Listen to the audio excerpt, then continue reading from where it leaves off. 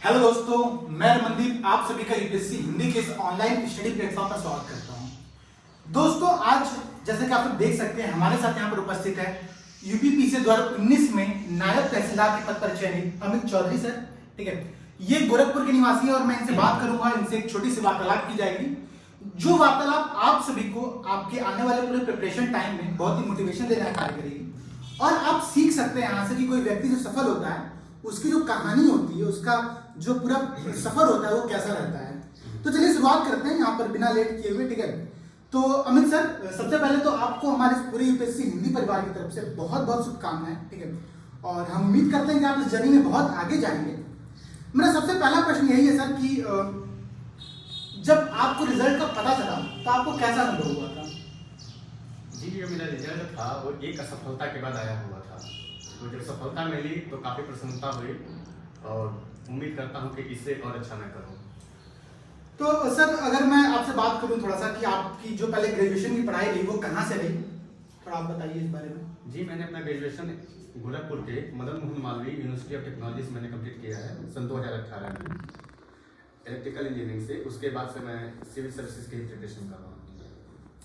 तो सर, अगर मैं बात करूं आपके, तो आपने जो पहला अटेम्प्ट है वो पीसीएस में 2018 में दिया था। जी जी। और 2018 में पीसीएस में आप इंटरव्यू तक पहुंचे थे। जी। लेकिन एक नंबर से आप टूट गए थे। जी जी। और इस बार जो है आप 2019 का जो आपका अटेम्प्ट था उसमें आपने नायब तहसीलदार का पद प्राप्त किया है। जी। तो सर, आपको ये जो जर्नी रही, इस पूरी जर्नी में आपको कैसी तैयारी की, आपने क्या क्या प्रिपरेशन की, आपकी स्ट्रेटजी रही? जी, मेरी स्ट्रेटजी मैंने मेनली वो फॉलो किया था, कैसे कि मुझे यूपीएससी का भी अटेम्प्ट देना रहता था। तो मैंने कुछ ज़्यादा कुछ अलग नहीं किया था, जो यूपीएससी के लिए पढ़ना होता है वही मैंने पढ़ा था। लेकिन लास्ट में जाके जैसे कि प्रीलिम्स आता है तो यूपीपीसीएस के प्रीलिम्स में और यूपीएससी के प्रीलिम्स में तो मतलब काफ़ी कुछ अंतर होता है। तो जब प्रीलिम्स यूपीएससी का आता है तो उसके लिए मैंने प्रीलिम्स फोकस होकर जैसे यूपीएससी के क्वेश्चंस आते हैं उस पर मैंने ज़्यादा फोकस किया था। सर, आपने यूपीएससी 2019 में मेंस का एग्जाम भी दिया हुआ है। जी जी। मतलब आपको एक अच्छा खासा अनुभव रहा, और मेरे हिसाब से दोनों ही पहले अटेम्प्ट में आपने मेंस लिखा हुआ है। जी जी। मतलब कि अगर बात किया तो प्रीलिम्स आपके लिए कोई बहुत बड़ा हर्डल नहीं बन के आया सामने कभी भी। तो प्रीलिम्स की आपकी स्ट्रेटजी क्या रही सर? जी, प्रीलिम्स के लिए मेरे कैसे कि यूपीएससी की स्ट्रेटजी होती है, तो उसमें मेनली जो भी हम लोग रिकमेंडेड बुक्स होते हैं उनको मैंने फॉलो किया था। और मैगजीन्स के और करंट अफेयर के लिए जैसे विजन का करंट अफेयर हो गया वो मंथली मैगजीन मैंने फॉलो किया था, और साथ साथ में न्यूज़पेपर भी। और अगर पीसीएस की बात करें, यूपीपीसीएस की बात करें, तो मैंने ये तो फॉलो किया ही था, लेकिन लास्ट में जाके जैसे कि प्रीलिम्स जब पास आता है यूपीपीसीएस का, तो उसके लिए मैंने एक फैक्चुअल का कंपाइलेशन जो साल भर का आता है उसके लिए मैंने एक्स्ट्रा रेफर किया था। और प्रीवियस ईयर जो क्वेश्चंस होते हैं इसमें काफ़ी क्वेश्चंस रिपीट होते हैं कभी कभी, तो इसके लिए प्रीवियस ईयर क्वेश्चंस देखना पड़ेगा, तो जरूरी हो जाता है वो। और थोड़ी सी जो घटना चक्र मैगजीन्स आती है उनको भी मैंने रेफर किया था। लास्ट के 1 महीने मैंने इसके अलग किया था। और सर, मेंस के एग्जाम के लिए आपकी आंसर राइटिंग क्या स्ट्रेटजी रही कभी? जी, मेरी आंसर राइटिंग की स्ट्रेटजी ये थी कि मैं जो आंसर मतलब मैं डेली मतलब आंसर प्रैक्टिस करता था। उसके लिए मैं चेकिंग कैसे कि इवैल्यूएशन के लिए उसके लिए काफ़ी ज़रूरी होता है। इवैल्यूएशन के लिए मेरा फ्रेंड है, वो भी मेंस लिखे हुए हैं इस बार यूपीएससी का, वो और हम लिखते थे और एक दूसरे को आंसर अपना एक्सचेंज करते थे, जिससे हम लोग को पता चल जाता था कि हम लोग में क्या मिस्टेक्स है, क्या वैल्यूएशन कर सकते हैं, जिससे उसी से हम लोगों ने सीखा था। ध्यान दीजिए दोस्तों, आप लोगों को देखिए सर की जो आंसर राइटिंग का अप्रोच है कि वो अपने दोस्तों के साथ आंसर शेयर करते थे, लिखते थे और डिस्कशन करते थे। क्यों सर, मैं सही बोल रहा हूँ? जी जी। तो उत्तर लेखन के लिए आपको भी यही चीज अपनानी है, यही स्ट्रेटजी को फॉलो करना है। चलिए सर, इसके बाद आपका जो वैकल्पिक विषय था वो सोशियोलॉजी था। जी जी। उसके लिए क्या आपकी स्ट्रेटजी रही सर? देखिए सर, हमारे जो व्यूअर्स हैं उन्होंने बहुत बार पूछा कि सोशियोलॉजी ऑप्शनल के लिए हमें क्या स्ट्रेटजी को फॉलो किया जाए, तो सर मैं यहाँ से आपसे डिटेल स्ट्रेटजी की मांग करता हूँ कि आप थोड़ा डिटेल बताएं हमको। ये सोशियोलॉजी में कैसे 2 पेपर होते हैं, फर्स्ट पेपर और सेकंड पेपर। फर्स्ट पेपर में मेनली हमारा जो मेजर पोर्शन है वो थिंकर्स कवर होता है, और सेकंड पेपर में जो क्वेश्चन आते हैं वो काफ़ी डायनेमिक होते हैं। जो कि हम फर्स्ट पेपर अगर हम अपना पकड़ है तो हम सेकंड पेपर को काफ़ी हद तक कर सकते हैं। इसके लिए मैंने जैसे फर्स्ट पेपर क्लियर हुआ तो मैं महापात्रा सर का नोट्स को रेफर किया था मैंने, और उपेंद्र गौड़ सर के नोट्स को रेफर किया था। उसके बाद एक बुक आती है एसेंशियल सोशियोलॉजी करके, उसको मैंने रेफर किया था। ऊपर से एक थे आईएएस में कुमार अमित सर पढ़ाते हैं, उनका भी नोट्स मैंने साथ में रेफर किया था। तो ये मेरा फर्स्ट पेपर के लिए था। और सेकंड पेपर के लिए मेनली मैंने महापात्रा सर के नोट्स को रेफर किया था, और मैंने एसएससी सोसाइटी है, उसमें भी सेकंड पेपर काफ़ी विस्तृत तरीके से दिया हुआ है, जिसमें सारे पॉइंट्स कवर हैं, उसको मैंने रेफर किया था और साथ में करंट अफेयर से मैंने उसको ऐड किया था। Okay sir. सर आपका जो पीसीएस का जो इंटरव्यू रहा 2019 वाला, जी। उसमें आपसे कौन कौन से प्रश्न पूछे गए जो आपका इंटरव्यू हुआ था फाइनल?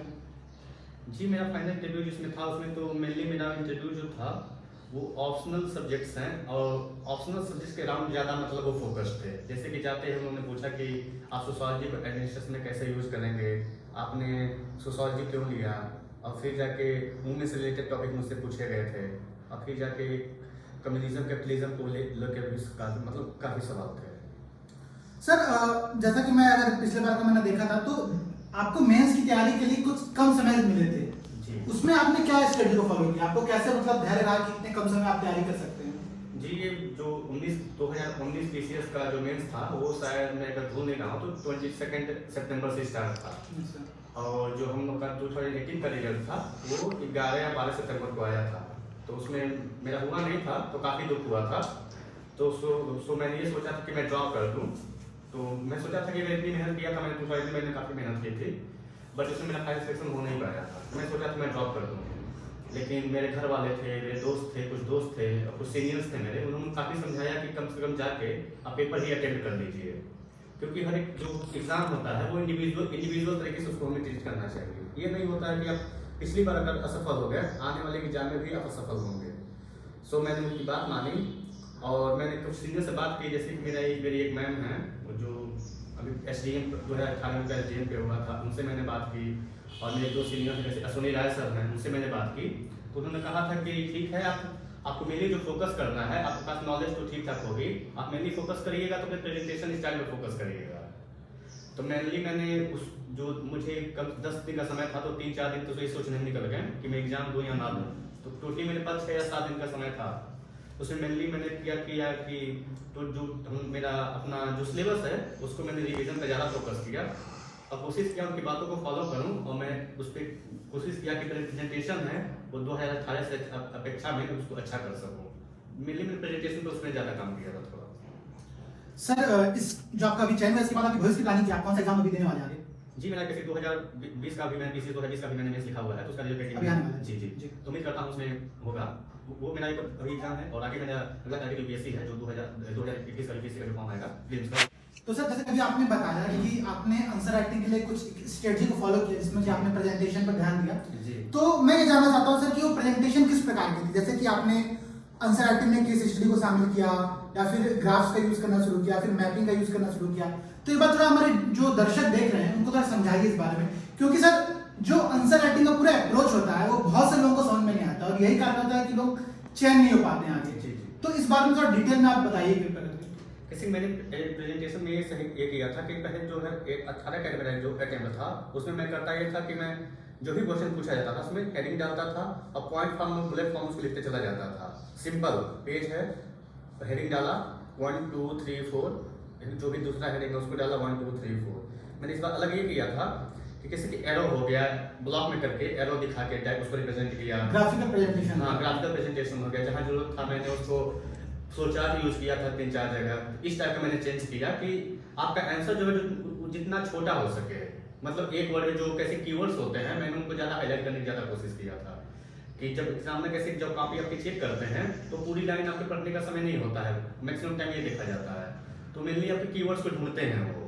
तो जैसे कि अगर हम ऐसे रिप्रेजेंट करें जैसे कीवर्ड्स वहाँ पे सामने रहेंगे तो मेरे हिसाब से वो ज़्यादा इफेक्टिव रहेगा। जैसे सर होता भी क्या है कि हम लोग का जो सृजन का जो बैच चलता है तो वहाँ पर भी जो हमारे स्टूडेंट हैं वो लिखते हैं जब आंसर, तो क्या करते हैं कि लंबे पैराग्राफ लिखते हैं। भूमिका में पता चला कि एक पेज का उन्होंने पैराग्राफ लिख दिया है।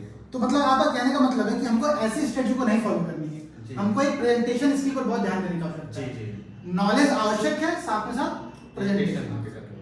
चलिए ठीक है सर, और हम यहाँ पर आपसे बात करेंगे सर कि आपकी जो आगे की प्लानिंग है, फ्यूचर की प्लानिंग है, वो आपकी क्या है सर इसके बारे में? फ्यूचर की प्लानिंग मेरी ये है कि मेरा अभी 2020 का मैं मेंस लिखा हुआ हूँ, तो उसका मैं रिजल्ट अभी पेंडिंग है, तो उसको आने की उम्मीद है। अभी इस महीने के लास्ट तक लोग है कि आ जाएगा वो है। और फिर जाके मुझे 2021 का जो IAS का अटेम्प्ट है प्रीलिम्स, उस पर मुझे देना है। सर मैं यहाँ पर आपसे एक प्रश्न और पूछना चाहूँगा कि जैसे हमारे बहुत से दोस्त हैं वो तैयारी कर रहे होते हैं तो ये कहते हैं कि सर मैं सिर्फ पीसीएस की तैयारी कर रहा हूँ या फिर सर मैं सिर्फ यूपीएससी की तैयारी कर रहा हूँ, तो क्या इन दोनों की तैयारी में कोई डिफरेंस आपको देखने को मिला? देखिए, मैं कैसे कि मैं 2018 में एलिजिबल हुआ हूँ, तब से यूपी पीसीएस ने भी अपना सिलेबस यूपीएससी के अलाइन कर दिया, काफी अलाइन कर दिया। मतलब ये बात ध्यान देने लायक जी। है। तो आपके जो जीएस के सिलेबस है वो मैक्सिमम टॉपिक कवर हो जाते हैं, मतलब मेंस का जो सिलेबस है वो आपका मैक्सिमम क्या मतलब काफी हद तक कवर हो जाता है। हल्का सा डिफरेंस जो आपको दिखेगा मेंस में वो आपको मिलेगा ऑप्शनल में, कुछ जैसे कि सोसाइटी में है, कुछ थिंकर्स एक्स्ट्रा दिए हुए हैं तो उन्हें आपको अलग से करना पड़ेगा। फिर जहाँ तक प्रीलिम्स की बात है उसमें कैसे कि यूपीएससी का प्रीलिम्स थोड़ा एनालिटिकल आता है, लेकिन यूपी पीसीएस में जो प्रीलिम्स आता है वो थोड़ा फैक्चुअल रहता है। हमें इस पे फैक्चुअल पे ध्यान देना पड़ेगा और वहाँ थोड़ा एनालिसिस पे ध्यान देना पड़ेगा। सर मेरा एक प्रश्न ये भी है आपसे कि सर क्या सेल्फ प्रिपरेशन या फिर कोचिंग प्रिपरेशन, इनमें से क्या चीज ऑप्शन बेटर है? मतलब आपको कैसा अनुभव प्राप्त हुआ कि हम कोचिंग में ज्यादा हम डिपेंडेंट हो या फिर अपने ऊपर डिपेंडेंट रहे? देखिए, अगर आपके पास कोई कैसे भी आपको गाइड करने वाला अगर नहीं है तो आप कोचिंग की हेल्प ले सकते हैं कि वहाँ पर आपको पता चल जाएगा कि कितनी चीज़ें हमें पढ़नी है, कितनी चीज़ें हमें छोड़नी है, और एक थोड़ा सा बेस भी तैयार हो जाता है। जैसे आप जब बुक उठाते हैं तो अगर हम कहीं कोई हमें पढ़ाया रहे या कोई हमें समझाया रहे तो उससे कैसे कि हम अगर 2-3 बार कोई बच्चा पढ़ के समझता है उसको थोड़ा सा कम समय लग सकता है। लेकिन अगर आप प्रॉपर समय दिए हैं, अगर कोई भी 3-4 रीडिंग अगर एक बुक की हो गई है तो ये लड़का कोई भी बच्चा रहे, कोई स्टूडेंट रहे, वो कोचिंग किया रहे या जितना कोचिंग करके भी उतना पढ़ा रहे, तो दोनों एक ही सेम, मेरे हिसाब से सेम लेवल पर आ जाते हैं। और सर इस बार जैसा कि मैंने देखा कि पीसीएस में जो सामान्य अध्ययन का पेपर था उसमें 40% मार्क्स की मिनिमम क्राइटेरिया सेट किया गया सर। जी जी। तो उसके लिए क्या आपकी अप्रोच है? क्योंकि बहुत से दोस्त हैं जिनका सामान्य जो हिंदी रहता है वो भी तैयार नहीं रहता है, तो उनके लिए आप क्या बताना चाहेंगे? जी, मैं बताना चाहूँगा कि 2018 में मेरा हिंदी में मेरे काफ़ी कम मार्क्स है, जिससे वो वन ऑफ द रीजन था जिसकी वजह से मेरा फाइनल सिलेक्शन नहीं हो पाया था। तो हिंदी के लिए हम करेंगे कि जैसे कि जो कुछ सिलेबस के पार्ट ऐसे हैं जो थोड़ी स्टैटिक टाइप के हैं, मतलब जो क्वेश्चन आना ही आना हो, जैसे भवार्थ हो गया, लिखना गया, लेटर राइटिंग हो गई, तो इनकी जो स्ट्रक्चरिंग है जैसे लिखे जाते हैं वो हम मेनली हम किसी बुक की अपेक्षा हेल्प लेने से अपेक्षा अच्छा ये होगा कि हम डायरेक्ट गवर्नमेंट की साइट पे जाएं और उनका फॉर्मेट जो होता है, लेटर का फॉर्मेट हो गया, नोटिस का फॉर्मेट हो गया, वहां से हम उसको देख के लिख लें तो वो ये बात सर ध्यान देने लायक है दोस्तों हमारे, कि जो सर बता रहे हैं कि आपको करना क्या है कि आपको गवर्नमेंट की साइट पे जाके देखिए कि उनका फॉर्मेट क्या है, ना कि आप किसी पुरानी 10 साल पुरानी बुक को फॉलो कर रहे हैं, उसकी जगह ये चीज आपकी बेटर है। आप देखेंगे कि अलग अलग बुक में किसी बुक में कुछ और फॉर्मेट दिया अलग अलग फॉर्मेट दिया अलग रहता है, अलग अलग बुक में फॉर्मेट दिया रहता है। तो आप गवर्नमेंट साइट से करेंगे तो सबसे ज्यादा ऑथेंटिक वही रहेगा कि वहाँ पर अच्छी आपको फॉर्मेट मिलेगा, टोटली सही रहेगा, तो उसमें कोई कंफ्यूजन वाली बात नहीं रहेगी कि क्या सही है क्या गलत है। सर मैं यहाँ पर चूंकि भी हमारा प्रीलिम्स एग्जाम भी आने वाला है पीसीएस का, तो इससे संदर्भ में मैं आपसे सीसेट के बारे में बात करना चाहूंगा सर कि सीसेट को लेकर क्या स्ट्रेटजी अपना, जैसे आप तो सर इंजीनियर है तो आपका तो सीसेट में हाथ ठीक रहा होगा अगर मैं गेस करता हूँ तो हमारे जो व्यूअर्स हैं उनको आप बताइए कि सीसेट के लिए क्या स्ट्रेटजी अपनाई है जो कि बेस्ट है? जी, सीसेट के लिए हमें ये करना पड़ेगा कि जो प्रीवियस क्वेश्चंस पेपर हैं उन्हें हम प्रैक्टिस कर रहे हैं, क्योंकि इस समय जो सीसेट के पेपर आ रहे हैं जैसे 1-2 साल से देखने को मिल रहा है, उसमें जो पैसेज के क्वेश्चन आ रहे हैं वो काफ़ी टिपिकल बनते जा रहे हैं। तो इंग्लिश पे जैसे कितने लोग पहले इंग्लिश पे रिलाई करते थे तो वहाँ से अच्छा खासा क्वेश्चन निकल जाता था उनका, लेकिन अब काफ़ी वो टिपिकल आ गए हैं, वो इन्फ्रेंस बेस्ड क्वेश्चन आ रहे हैं जिसको मतलब काफ़ी स्टूडेंट उसमें थोड़ा सा प्रॉब्लम फेस कर रहे हैं। इसके लिए हम ये करें कि हम जितना फोकस मैथमेटिक वाले पोर्शन पे अगर दे सकें तो काफ़ी अच्छा होगा। उसके लिए हम बेसिक कोई बुक अगर है तो उसको रेफर कर सकते हैं, या जो प्रीवियस ईयर क्वेश्चन पेपर है उनको अगर हम सॉल्व कर लें तो काफ़ी हमें आइडिया लग जाएगा सेशन के बारे में। ठीक है सर। सर प्रीलिम्स के लिए आप कुछ शॉर्ट नोट्स आपने कहीं बनाया, शॉर्ट नोट्स की स्ट्रेटजी क्या बताएंगे सर आप? जी, मैंने प्रीलिम्स के लिए तो कोई बेसिकली मैं नोट्स नहीं बनाया था, लेकिन मेंस के लिए मैं नोट्स बनाया हूँ।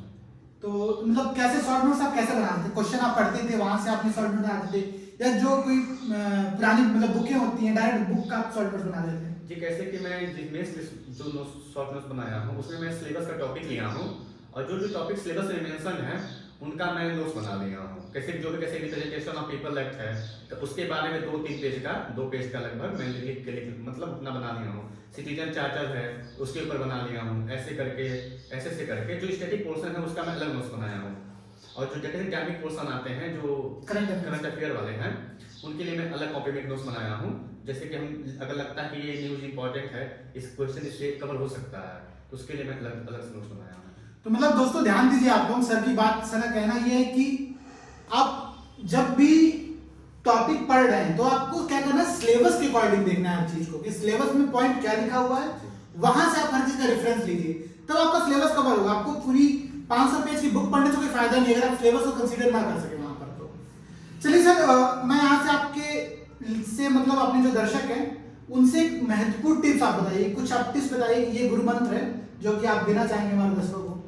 गुरु मंत्र देना खैर ये तो बहुत बड़ी बात हो गई, लेकिन यही है कि आप हमेशा परसिस्टेंट रहें और कभी अगर फेलियर होता है तो बहुत प्रेशर उसका प्रेशर ना अपने ऊपर लें और मेहनत करते हैं, सफलता जरूर मिलेगी। सर क्योंकि ये समस्या बहुत देखने को मिलती है कि क्या होता है, कई बार लोग तैयारी कर रहे होते हैं लेकिन सफलता हाथ नहीं लगती तो प्रेशर आ जाता है। जी, जी। घर परिवार का भी दबाव रहता है, समाज का भी दबाव रहता है, अपना भी एक मानसिक तनाव की स्थिति आ जाती है। तो ऐसे में कैसे बाहर निकला जाए, इसके लिए आप क्या कुछ बताना चाहेंगे? जी, आप इसके लिए कर सकते हैं कि अपने दोस्तों की मदद ले सकते हैं जो हमेशा आपको जानते रहे हैं कि हाँ आप कर सकते हैं, वो काफ़ी मोटिवेट आपको करते हैं। जैसे कि मेरे घर वाले थे, मेरे दोस्त थे, वो हमेशा कहते थे कि नहीं आपका हो जाएगा, आप करते रहिए। वो एक बार तो रह गया तो हमेशा नहीं रह जाएगा वो। तो आप दोस्तों की मदद ले सकते हैं, फैमिली की मदद ले सकते हैं, और कभी कभी बहुत डिमोटिवेट होते हैं, बाहर निकल के थोड़ा सा घूम लीजिए, टहल लीजिए, तो उससे मतलब प्रेशर रिलीज हो जाएगा काफ़ी हद तक। तो चलिए दोस्तों, जैसे कि आपने देखा कि हमारे अमित सर यहाँ पर उपस्थित थे और उन्होंने आपसे जो भी बातें शेयर की हैं, ठीक है, आप लोग उन बातों को ध्यान से समझिए और सर की अगर जो भी स्टडी सर ने फॉलो की है, ठीक है, उसको अगर आप फॉलो करेंगे तो जरूर है कि आप किसी एक अच्छे रिजल्ट तक पहुंच सकेंगे। तो चलिए दोस्तों, इसी के साथ मैं इस वीडियो को यहाँ पर समाप्त करता हूं। धन्यवाद।